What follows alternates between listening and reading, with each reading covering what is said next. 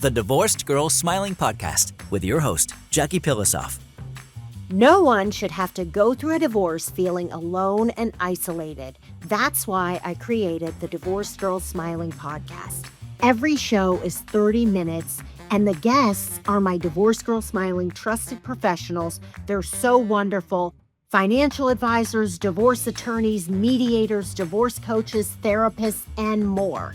We talk about every subject that you can even think of having to do with divorce. The podcast is meant to empower you and inspire you and make you feel really, really confident so that you can have a good divorce outcome and a great post-divorce life. You can find the Divorced Girl Smiling Podcast pretty much anywhere podcasts can be found, and always at divorcedgirlsmiling.com. So grab a cup of coffee or a glass of wine and start smiling. Before we get started, I want to tell you about two Divorced Girl Smiling trusted professionals who I think are wonderful and can help you. The first one is clinical psychologist and healer Fabiana Levy. And Fabiana can see her clients anywhere in the U.S., most states, I should say. She has been a therapist since 2002, and I have to say, I love this woman. She is compassionate, she's a great listener, she's warm, she's experienced, cannot say enough about her. She is dedicated to helping people before, during, and after divorce to reduce emotional distress and transition to a great life. If you want to learn more about Fabiana, she goes by Dr. Fabi. You can find her at drfabi, drfabi.com. I also want to tell you about a wonderful divorce mediator named Michael Cohen. Michael spent 38 years working as a financial consultant. He got hit with a really hard divorce, which inspired him to become a divorce mediator. He's the father of 3. He went through an extremely litigious divorce, and now he wants to help other people have a much healthier divorce experience and better co-parenting relationship. I've known Michael for a few years, and I really trust him. He's very smart and very experienced. If you want to learn more, you can find him at michaelsmediation.com. My husband has no friends or hobbies. That was said to me by somebody I know many years ago, and since then I've heard it from so many women, and so has my guest, who's a divorce coach. So we want to talk about that today. The whole podcast is going to be dedicated to talking about like somebody who is antisocial, doesn't really want to do anything, and how to handle it and when to know if it's going to be the cause of your divorce, which it was for my friend. My guest is Karen Covy, one of my faves. Karen is a divorce coach. She's been one for 9 years. Before that, she was a divorce attorney and mediator for decades. Sorry, Karen, I don't want to age you, but I want to show everybody how much experience you have. So hi. Hello. Always great to see you. It is so fun to be here. I love our conversations. And I'm so looking forward to this one. Is that something that you hear from people getting divorced? And have you ever thought like, wow, that's not really a good enough reason to get divorced? Or do you think it is, or somewhere in between? You know, I've never thought that it was not a good reason, but this is where the context that I see it come up the most is when people start to get older and they're looking to retire, or they're thinking like they're a little ways away from it and they're thinking about it and they're thinking, okay, right now I get up, I go to work, my spouse goes to work or doesn't, whatever, but I have other social outlets. I don't have to be with them 24/7. But when we retire together and they don't want to go on vacation, they don't want to travel, they don't want to go to restaurants, they don't have any friends, I am their everything. I don't want to live like that. And that's where I see it coming up and becoming a huge issue. Okay, now the woman I was talking about, now Karen, I agree with you, it's a lot of older people, but this woman had young kids and they were only in their early 40s, and she was like listen, I'm with these kids all day. When they go to bed, I want to get a babysitter and go out and party and have a good time. And her husband never wanted to do that because he was working all week. And when he got home, he didn't want to talk to anybody else. So that's a very common problem. Not problem, but it's understandable that if you're socializing all week or you're traveling, especially for work, and you're going to these business dinners, you don't want to go on dates even or do anything because you're just wanting to veg and watch Netflix. So I really do understand both sides, and every case is different. But I want to ask you about this, Karen, and I want to see if you agree with me. Being antisocial, not having friends, not having hobbies, before we even get into the conversation, I want people to know that it's not a flaw. It's not like a bad quality. Some people can't help it. They're very shy. They get a lot of anxiety if they are around so in a social setting. So we want to tell people, if you have a husband who is like this, that we're not going to rip on him. We're not going to say he's a bad person or a bad husband. It's something that is a personality trait or just a source of anxiety. And, maybe that person needs to go to therapy.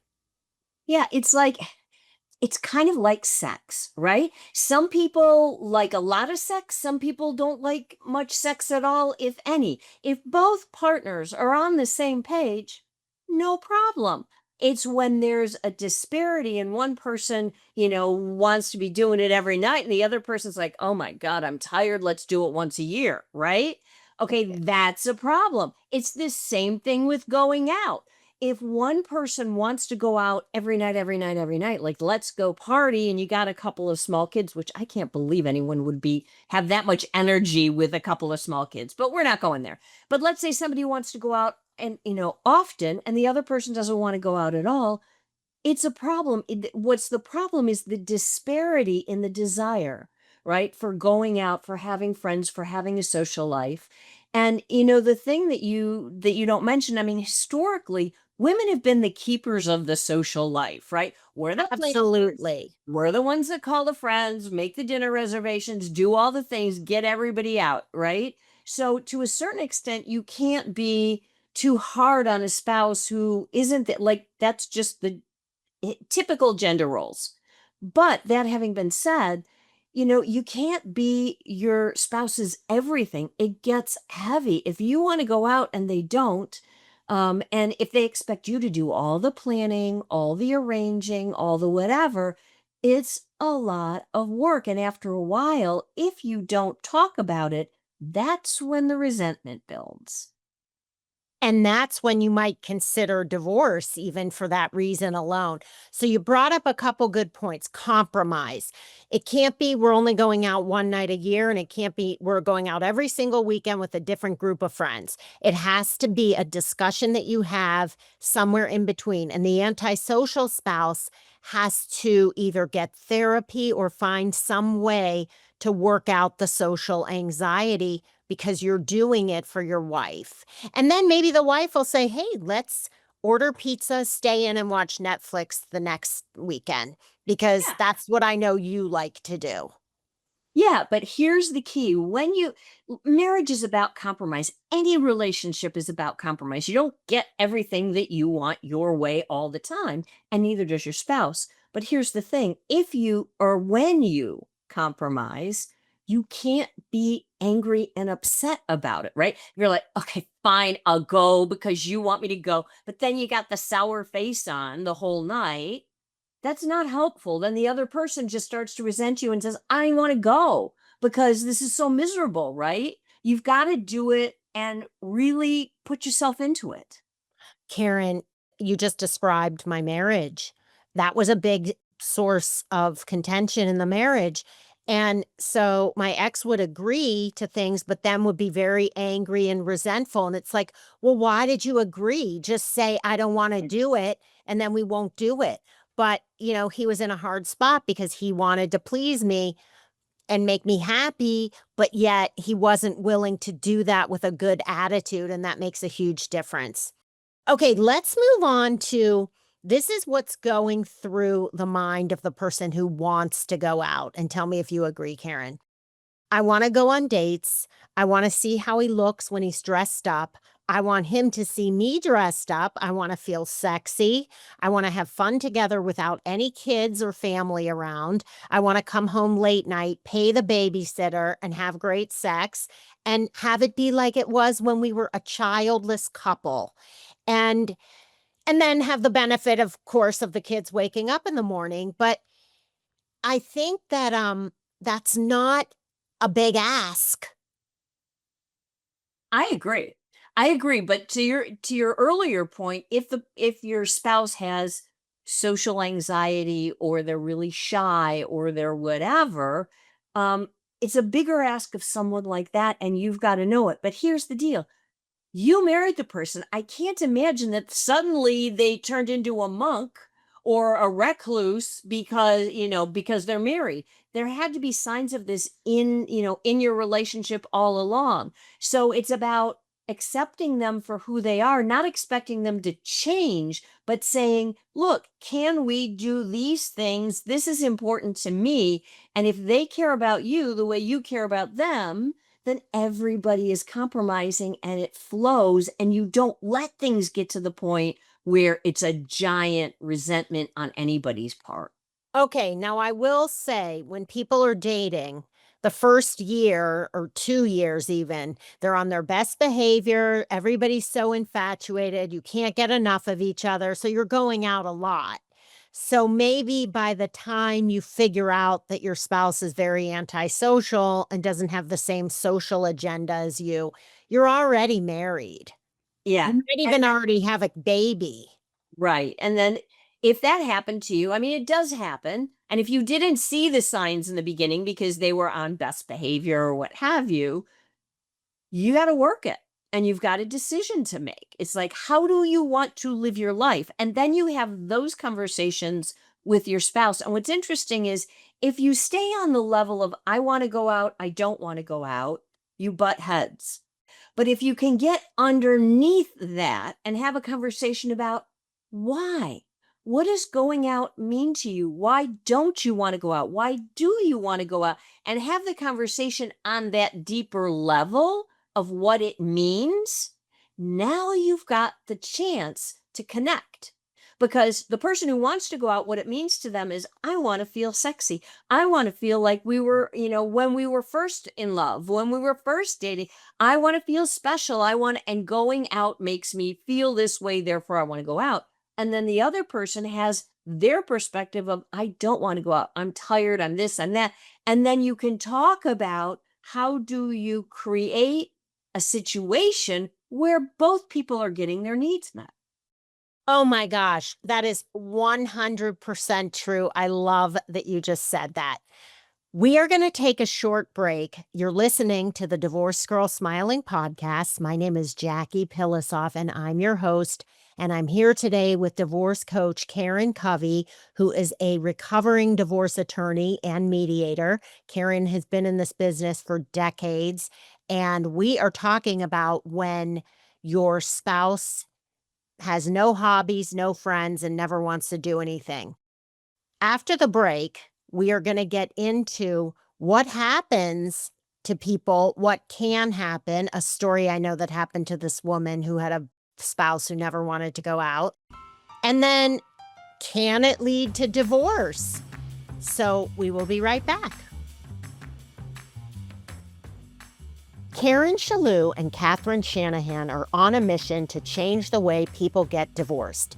They are the co-founders of the company they built called My Divorce Solution. My Divorce Solution is a divorce preparation platform that helps people getting divorced save time, money, and frustration. Here's how it works. You pay a one-time fee, and then you begin working with Catherine and Karen, gathering your financials and basically doing discovery, which you're going to have to do anyhow. And then they give you what's called a divorce financial portrait, which you can then take to your divorce attorney or your mediator.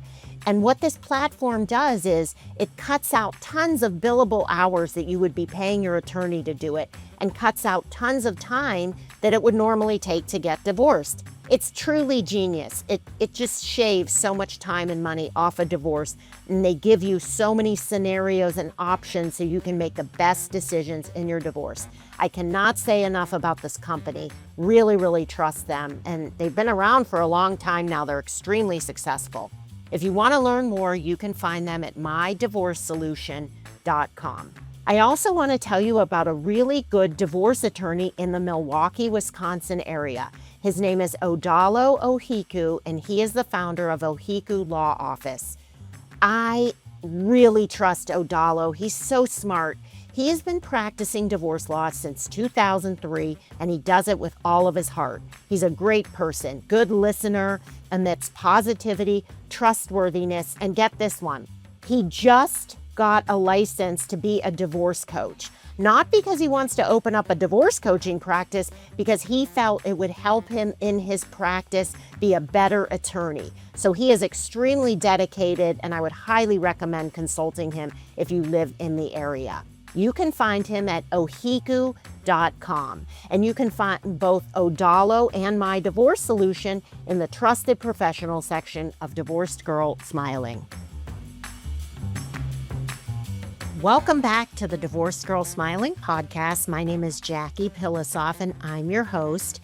And today we're talking about people who tell me my husband has no hobbies and no friends. My guest is Karen Covy, divorce coach. Karen is also an author. She also has a co-parenting course. Is it? No, I have two courses. One is a roadmap course. So it takes people all the way through divorce.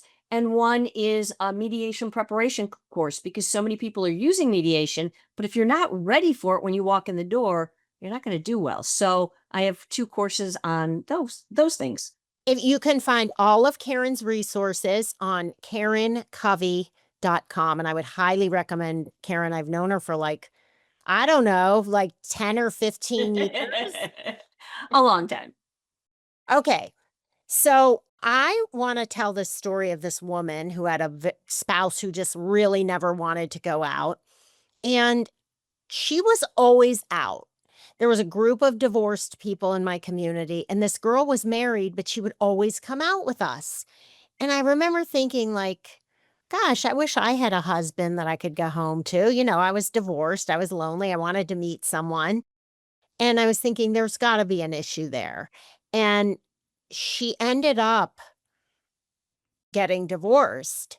And I wasn't really surprised when I heard, because I never met the husband because she was out all the time by herself.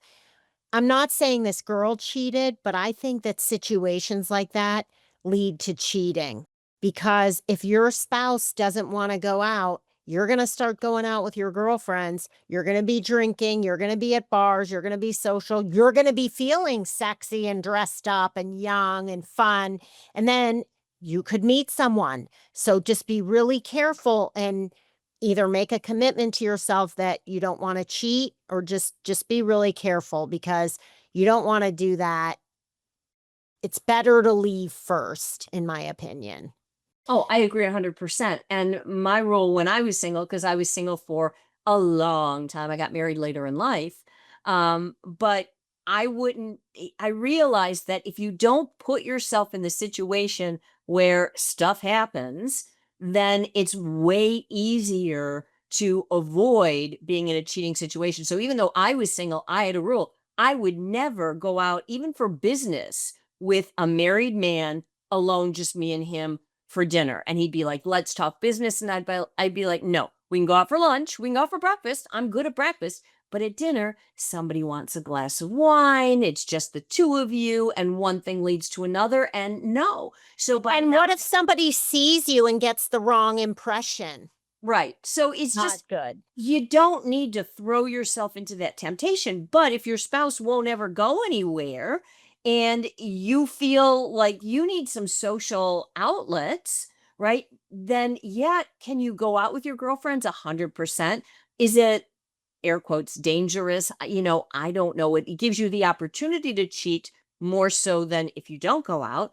But the point is, have a conversation with your spouse about what's going on and see whether you can work some compromise. Or, and I know this, it's hard to hear, but sometimes you're just a mismatch. Like if being social is a really important thing to you and you love having a lot of friends, a lot of relationships, going out all the time, and you have that energy, and your spouse is just like, no, stay home, watch Netflix, read a book. I don't want to do anything. I don't have any friends. I don't want to go anywhere. You're gonna have issues. You just are. I know. And, I hear women say, like, my husband's just bringing me down. He's just negative.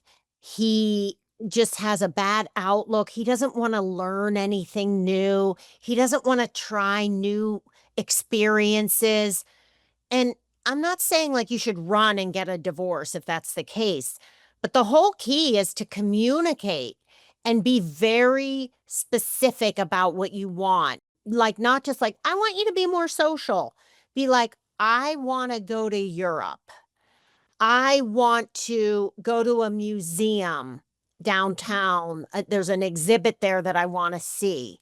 I think you should do that for me.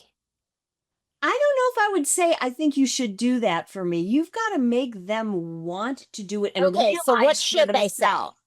So I would try to find something that they potentially could be interested in. If you're going downtown to the art museum to see or to see a fashion show or a show about, medieval dresses, is your husband going to care about that? Yeah, Maybe call your girlfriend and go with a girl. right. Okay. But if it's medieval armor or weapons or something that he might be interested in, like there's a potential.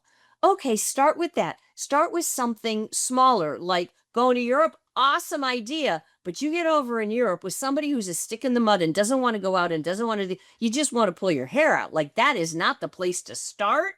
That's, you work up to that. Like, let's go to Florida for a long weekend. There we Start go. there. That's perfect. Uh-huh. Yeah. Like, Okay, I also think, how do you feel about this? That people should say to their husband something like this: I absolutely adore you. I think you're a good person. We have so much here in this relationship. And I think that experiencing new things together will only make it better. So, like, make the person feel really loved, because if they're antisocial, they're probably insecure. Well, everyone's insecure. yeah. But here's So, the thing. You don't want to, if you approach it from from the angle of, you never want to go anywhere, you never take me out, we're always home, we're blah blah blah, like, who wants to go out with that? That's not an approach that's likely to be successful. If you want them to go, you can say, I love you. I love when we go out and I get all dressed up and I feel special and I love, like, whatever the activity is, or, I'd like to be into, would you want to go out? Let's do this. I think you would be great at doing this. Like, if they're an athletic kind of person, pick something athletic. If they like theater, try to pick something that kind of lines up with something they like. Hopefully they like something. And but do it in a positive way. Like you said, build them up. Say, I want to have this experience with you. I'm excited about being with you. I think you would be great at this, or I think this would be fun. Let's try, versus who wants to, nobody wants to be with that person. okay, now I do want to say, I have a couple more thoughts. The first one is, you have to be careful and make sure that your spouse isn't in a depression, because there's sort of a fine line between someone who's just antisocial and somebody who could truly be depressed and need medication or help or something like that. So I know you're not a mental health professional, Karen, but you've seen enough cases, divorce cases. How do you know, like, what are some differences? There's two kinds of depression. One is situational, like your husband just lost his job. Okay. He's depressed. Makes total sense. Like something happened, something big happened, and now they're exhibiting a different kind of behavior. All right. And then 100% get them help, get them to a therapist, get them to a psychiatrist or a medical doctor, or let them, they can choose the help they want. You can't make them do anything. But if you can encourage them to get help, that's awesome. And then the second kind of depression is just, the genetic kind. Like they've had bouts of depression their whole life, or it runs in their family, or what have you. Again, you need professional help. That's the best way to handle that situation. And if somebody is clinically depressed and they can't even get out of bed, and you're trying to pull them to the theater at night or go to the bar, that is not going to happen. It's going to be miserable for both of you, right? So somebody who is truly clinically depressed needs to deal with that so then you've got a bigger issue on your hands there than just they don't like to go out. Absolutely. And then the other thing I was going to say is maybe ask your spouse. This has nothing to do with the depression. This is back to the conversation, but ask them, like, what is it about this that you don't want to go? Is it the people we're going out with? Do you not like a big group? Do you not like going to dinner with 10 people? Would you rather go with one couple? Is it the place? You don't want to go fancy. You'd rather go pizza and beer. What is it? And sometimes that helps a lot because the person feels like they're being heard and they're being considered and they're more comfortable. Yeah, and then you have space. Once you've had the conversation, you can isolate what the real issue is. Now you can solve the real problem instead of spinning and getting all upset about something that was on the surface but isn't the real problem, right? For example, my husband, he doesn't always hear well in big crowds, right? So if we go to a restaurant that's in one of these big giant rooms with high ceilings and a lot of people, he can't hear. So he's not having a good time because he can't participate in the conversation. I know that. So I don't go to those kinds of restaurants. If we want to go out, we're going to go someplace that's a little smaller with better acoustics and a little quieter, and it works perfectly well. So then I can be sensitive to his needs. I have a good time. He has a good time. It all works. But you can't do that if you never get to what the real problem is. It's just, oh, they don't want to go out. Well, then, you end up having a lot of miscommunication, which erodes the connection, which ultimately, if you don't tend to it, can result in divorce. Okay, so that was going to be my last question, but I do have to say I love Karen's husband. I've met him a few times. He's a great, great guy. I Okay. agree. So, and I think we should inspire people by telling them how old you are when you met him, how old you were. I was 47 when I met him. And that was her first marriage, just so Yeah. everybody knows. Yeah. I mean, so love over 50 is so, if you're listening to this, it's so possible. I met the love of my life at 49. So, Yeah. okay. Last question is, when does this lead to divorce? Like, what has happened? Is it that they've had these conversations and tried, and they're taking all our advice and they've tried for months and still nothing? Is it maybe there's also other problems going on? Is it that their spouse doesn't communicate well? What other things could this lead to divorce? Oh, I mean, first of all, it will definitely lead to divorce if you never talk about it, right? If you just let it be the elephant in the room, the elephant keeps getting bigger and bigger and bigger. And after a while, you're squeezed out of the room. There's no room for you, right? So you've got to communicate about it and talk about it. The other times that it gets bad is if one person just is like, no, not doing it. Mm-mm. No, I don't feel comfortable. I'm going to stay home and watch Netflix. Go do whatever you want. Well, what starts to happen is you both start leading separate lives. And at some point, you look at each other and you're like, why are we doing this? This makes no sense.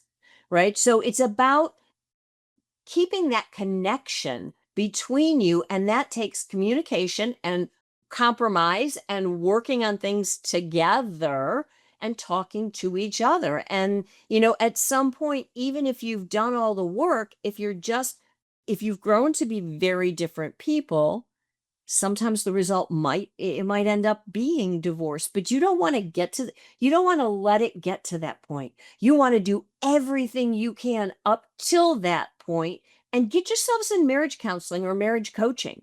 If your spouse won't go, okay, do individual therapy for yourself, because the more you grow, the better you're going to be. And when you change, the dynamic of the relationship will change. It doesn't mean that you're going to save the marriage necessarily. It may make it clear to you that the marriage can't be saved, but you learning and growing is never a bad thing.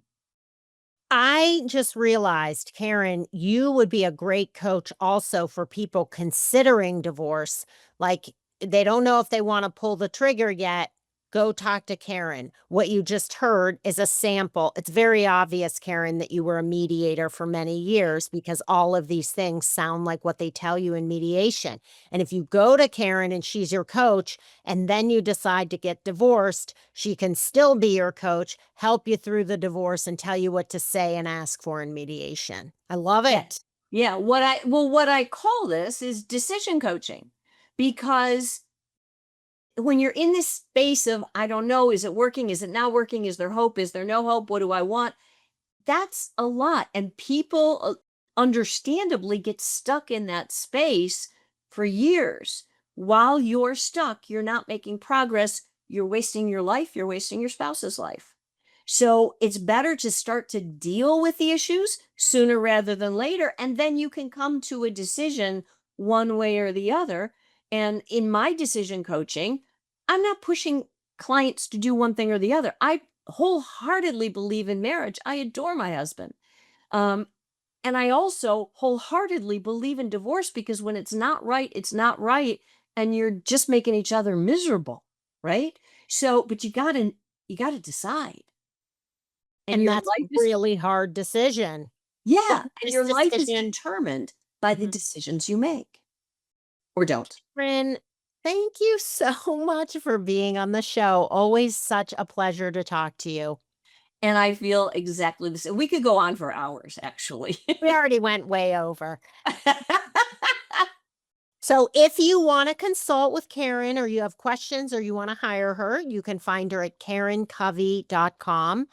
Karen with a K and then COVY.com.